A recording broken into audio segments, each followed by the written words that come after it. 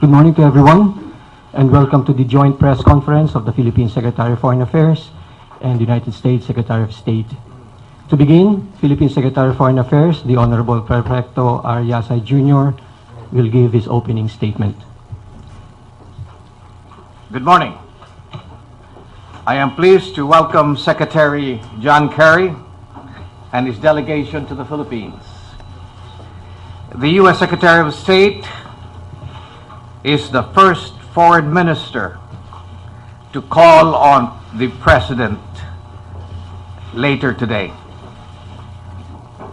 We appreciate this gesture of goodwill, which demonstrates the strength of the Philippines-U.S. alliance and the importance of the alliance to the United States. This year marks the 70th anniversary of the establishment of diplomatic relations between the Philippines and the United States, and the 65th anniversary of the Mutual Defense Treaty. Our alliance is part of the web of U.S. security alliances in the region that helped maintain peace, security, and prosperity in Asia Pacific.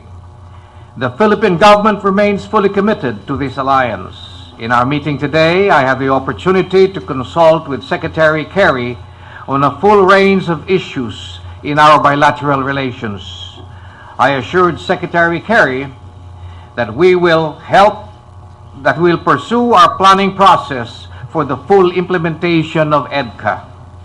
The EDCA will help us prepare for the humanitarian assistance and disaster relief operations and contribute to our AFP modernization efforts.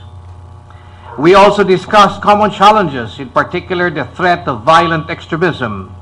The Philippines recognizes U.S. leadership to counter violent extremism, and we express our desire to continue working with the U.S. as we had in the past in our own efforts to fight terrorism. On the issue of maritime disputes in the South China Sea, we thank the U.S. government for its statement of support for the arbitration decision and its call for restraint by all parties. The United States is our only treaty ally, and we will continue our consultations and engagements with them on a way forward with our national interests paramount and with full consideration for the award from the arbitral tribunal. We work with the United States on many regional and global issues, and I look forward to working with Secretary Kerry on initiatives that will advance our mutual interests. Thank you. Thank you, Secretary Yasay. At this point, United States Secretary of State, the Honorable John F. Kerry, will give his opening statement. Well, thank you very much. Mr. Foreign Secretary, June, thank you very, very much for your welcome here. A very, very warm welcome.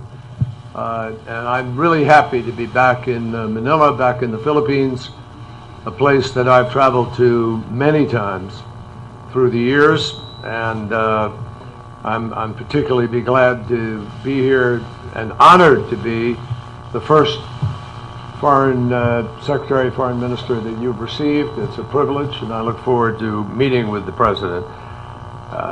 Being here so soon after the election and remembering the journey of many years, I commented to one of my staff people today that it brought back a lot of the memories of the early days when I first came here back in 1986. It's hard for me to believe that it is 3 decades ago, but in 1986, as a young senator, I joined an international effort to monitor the snap election that had been called here by President Marcos. And I traveled all around this beautiful country during those period of time. And everywhere I went, particularly when I went on election day, I flew by helicopter all the way down to Mindanao and stopped in various places in between. And I saw people standing in long lines in the hot sun, very hot day. They were standing by the thousands, waiting long hours to be able to vote, and literally doing their part to make democracy work. I can't tell you how impressed I was. And I went back to the United States Senate and I talked about the courage and the determination of the people of the Philippines to make their democracy work.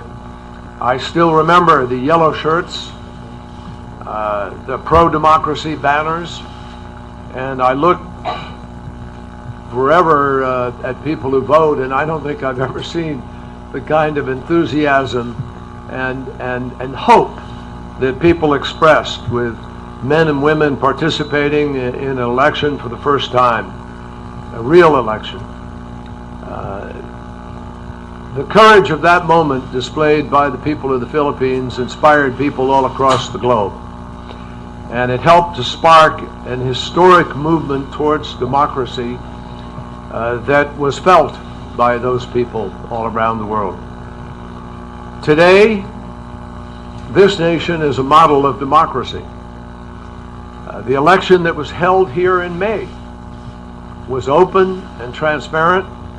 It offered a real choice, and the voters flocked to the polls. A turnout of more than 80%. That is exactly what democracy is all about. And I congratulate the Filipino people, and I very much look forward to congratulating President Duterte on his victory in person later today. My purpose in coming to Manila today is to underscore the value that the United States places on the alliance and the true friendship and relationship that we have with the people of this country. The U.S.-Filipino relationship has absolutely withstood the test of time, and it is clearly one of our most important in the Asia-Pacific. Foreign Secretary Yasay was in Vientiane with me this week for the ASEAN Regional Forum and the East Asia Summit. And this morning, he and I discussed a few of the key issues that came up during those ministerial meetings, including, obviously, the situation in the South China Sea. Now, I made it clear in Vientiane, and I make it clear here, as I have everywhere, that the United States we are not a claimant. And the United States does not take a position on the competing sovereignty claims to the land features of the South China Sea, but we do take a strong position on protecting the rights, the freedoms, and the lawful uses of air and sea space as defined by international law. We take a strong position in support of the rule of law. We have made clear that the decision of the arbitral tribunal convened under the UN Law of the Sea Convention is legally binding, and that we expect that the parties should comply with their obligations under law. Now, the rights of all countries under law should always be respected. That is what international law is about. That is what a rules-based order is about. At the same time, and I want to be equally clear about this, we urge all the claimants to exercise restraint and to work to reduce tensions. In our meeting today, I told the Foreign Secretary that we appreciate the very responsible and measured way that the Philippine government has responded to the decision. That's been important. In all my meetings in Vientiane, including with Chinese Foreign Minister Wang Yi, there was a consistent focus expressed by everybody, including the Chinese Foreign Minister, to turn the page on the past confrontations. And looking ahead, we hope and see a real opportunity for claimants to work together to constructively, peacefully manage and ultimately resolve their differences consistent with international law.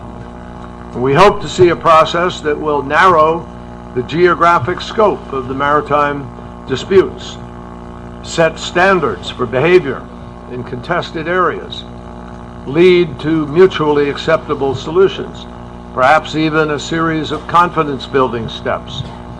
We hope to see a diplomatic process between and among the claimants without coercion or the use or threat of force. And we look forward to working with all of the parties in order to advance the goals that I have just expressed. But we have a much broader agenda, my friends, than just the question of the South China Sea.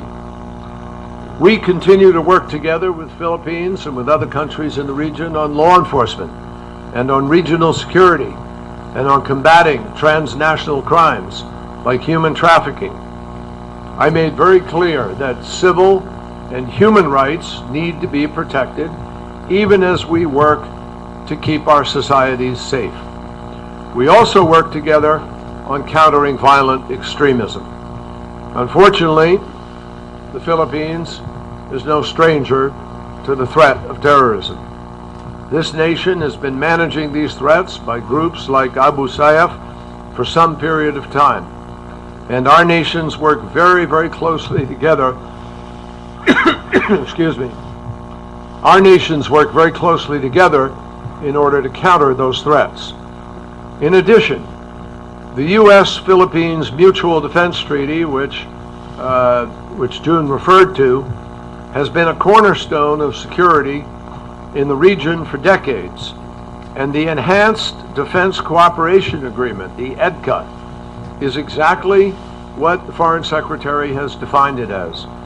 It not only helps us to coordinate our efforts to maintain peace and stability in the region, but it also allows the United States to provide rapid assistance to the Philippines in the event of an emergency, because it enables us to be able to pre-position humanitarian relief supplies.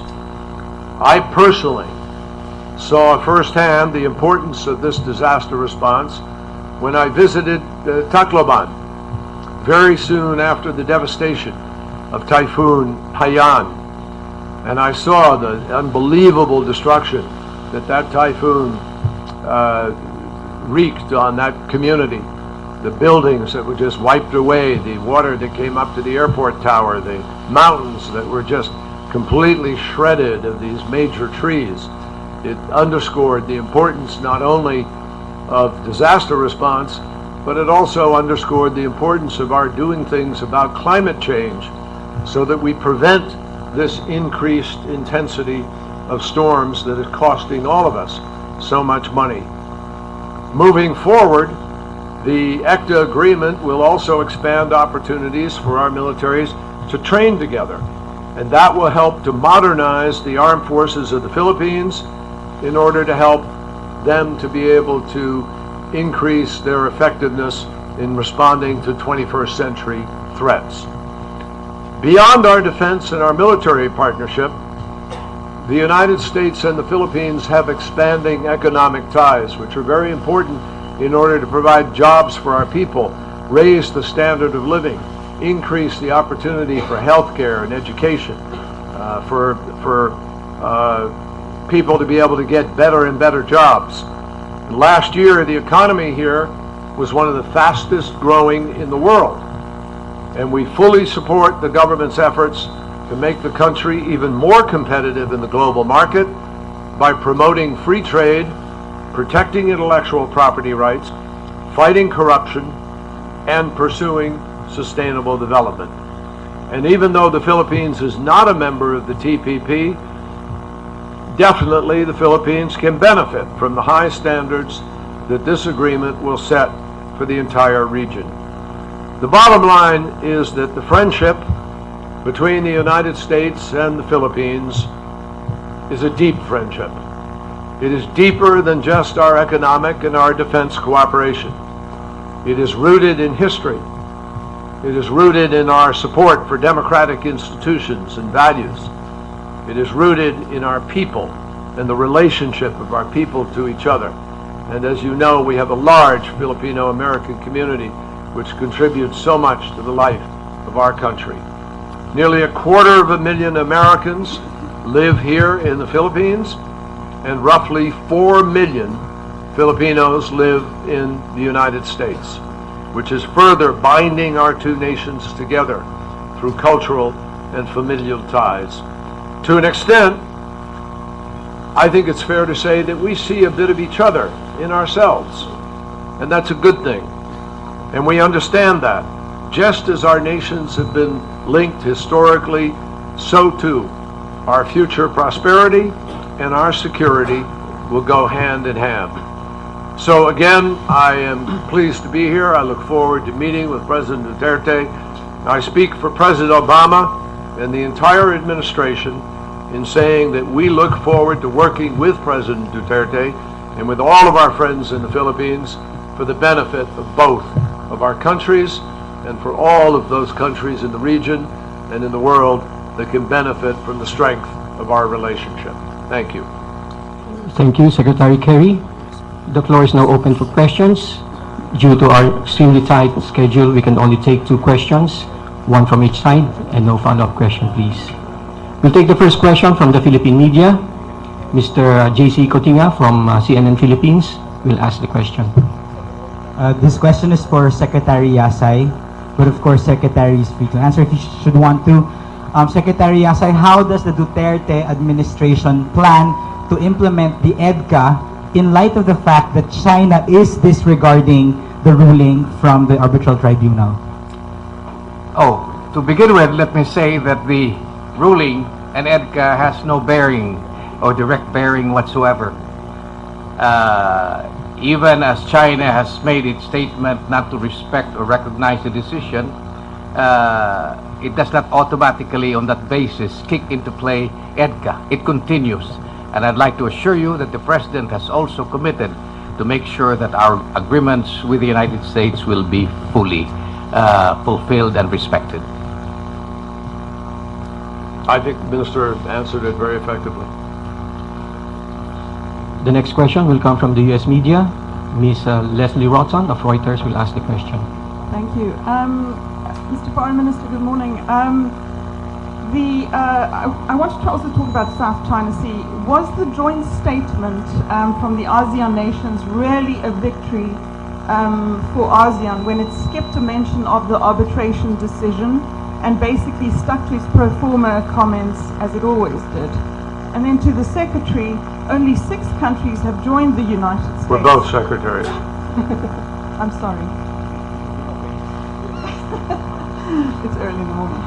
That's okay. Mr. Secretary, only 6 countries have joined the United States calling publicly for it to be respected. And both ASEAN and the EU have also shied away from publicly calling for that. How does one prevent the ruling from becoming irrelevant?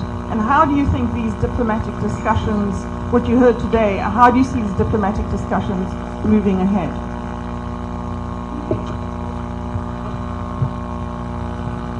Let me answer the question first.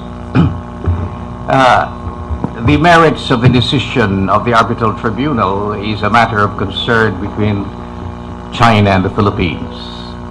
And China and the Philippines hope to engage each other in moving forward to the peaceful implementation of the arbitral award. Insofar as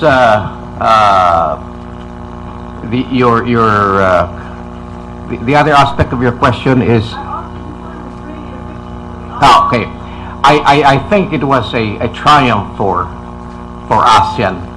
If you will look at the joint communique and the statement, it covers all of the elements and fundamental principles that on which ASEAN is based and which justify the existence of ASEAN. They have talked about the respect for legal processes and the democratic processes in resolving this dispute. It has talked about upholding international law and the 1982 UNCLOS. It has also expressed their concerns about the actions that have been taken that destabilize, such as the reclamation activities that has been undertaken, and this is very important. And more importantly, it has asked all of the parties concerned to exercise restraint and sobriety towards the peaceful settlement of their disputes. So this to me is a triumph for ASEAN because it makes ASEAN more credible to the international community, and it makes it more efficient, effective, and relevant as a regional group.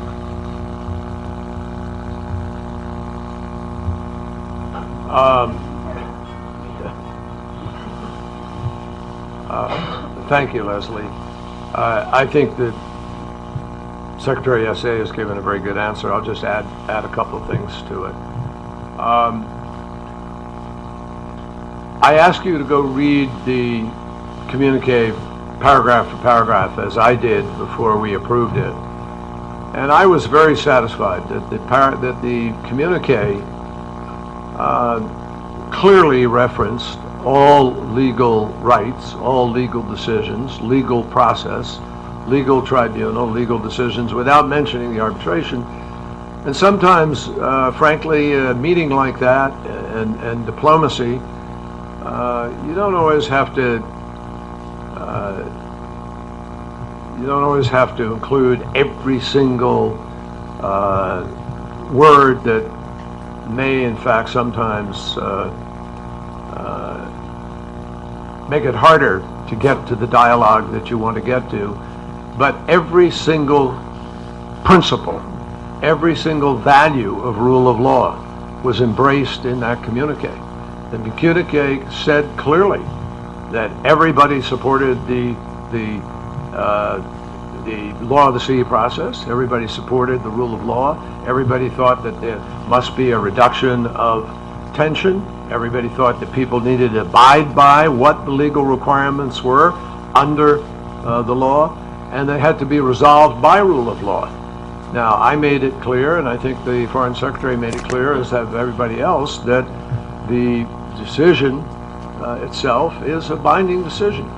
But we're not trying to create a confrontation. We're trying to create a solution, mindful of the rights of people that are established under the law.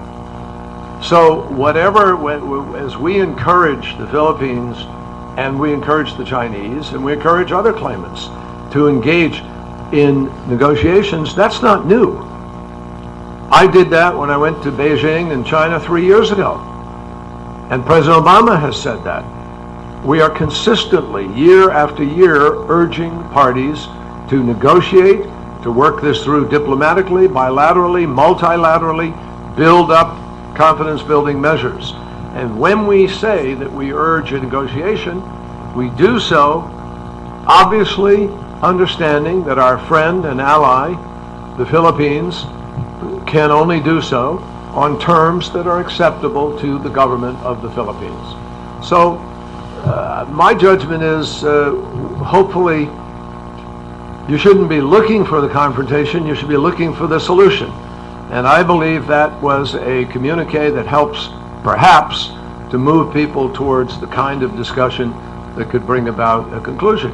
But it still is mindful of what we believe is the impact and judgment of that decision itself. But Mr. Secretary, if you don't mention the ruling publicly, if nobody admits it, then are you not afraid that it could become irrelevant? It's impossible for it to be irrelevant. It's legally binding, and it's obviously a decision of a court that is recognized under international law, and it has to be part of the calculation. And I am confident our friends in the Philippines will make their judgments about what their negotiating position is and how they intend to proceed forward. What we want to do is urge people to not try to build up the tensions. Don't take provocative actions. Leave the space here for people to be able to find a way forward that meets the needs of the region, of the nations, and also respects people's rights and obligations. Thank you all very much. Appreciate it. I'm sorry we're on a tight schedule because of our pilot limitations, but I appreciate it. Thank you. Thank you. This ends our joint press conference. Thank you, Secretary Yasay. Thank you, Secretary Kerry. And thank you to our friends in the media. Thank you.